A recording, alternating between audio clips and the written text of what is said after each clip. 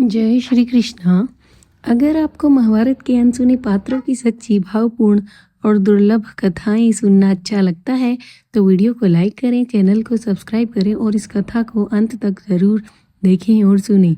महाभारत में जब भी कर्ण का नाम लिया जाता है तो दान, अपमान और वीरता की चर्चा होती है, लेकिन बहुत कम लोग जानते हैं कि कर्ण का एक ऐसा पुत्र भी था जिसने पिता की तरह ही युद्ध भूमि में अपना सब कुछ दांव पर लगा दिया। उसका नाम था वृषसेन। वृषसेन केवल कर्ण का पुत्र नहीं था, वह कर्ण की जीवित अग्नि था। वृषसेन का जन्म कर्ण के घर हुआ, लेकिन उसका पालन पोषण केवल राजकुमार की तरह नहीं बल्कि एक योद्धा के रूप में हुआ। कर्ण ने उसे स्वयं धनुर्विद्या, रणनीति और क्षत्रिय धर्म की शिक्षा दी। वृषसेन ने बचपन से ही देख लिया था कि उसका पिता अपमान सहकर भी धर्म और मित्रता से पीछा नहीं हटता। यही संस्कार वृषसेन के रक्त में उतर गए। जैसे कर्ण दुर्योधन के प्रति जीवन भर निष्ठावान रहा, वैसे ही निष्ठा वृषसेन में भी थी।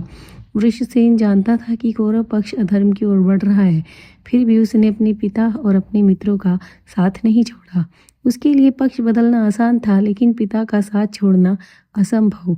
महाभारत के युद्ध में वृषसेन कौरव सेना का एक प्रमुख योद्धा था। उसने अनेक पांडव योद्धाओं से युद्ध किया। कहा जाता है कि वृषसेन ने स्वयं अर्जुन से युद्ध किया और कुछ समय तक उसे रोक भी लिया, लेकिन अंततः अर्जुन के बाणों से वृषसेन वीर गति को प्राप्त हुआ। यह वही अर्जुन था जिसके साथ कर्ण का जीवन भर संघर्ष रहा, और उसी संघर्ष की आग में कर्ण का पुत्र भी भस्म हो गया। वृषसेन की मृत्यु कर्ण के जीवन का सबसे बड़ा आघात थी। एक पिता के लिए युद्ध में अपने पुत्र को खोना सबसे गहरा दुख होता है।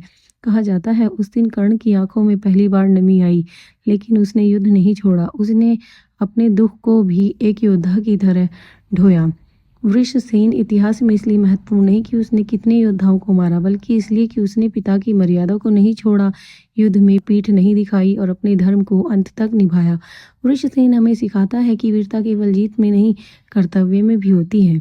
अगर आपको कर्ण के पुत्र वृषसेन की यह अनसुनी कथा पसंद आई हो तो वीडियो को लाइक करें, चैनल को सब्सक्राइब करें और कमेंट में लिखें।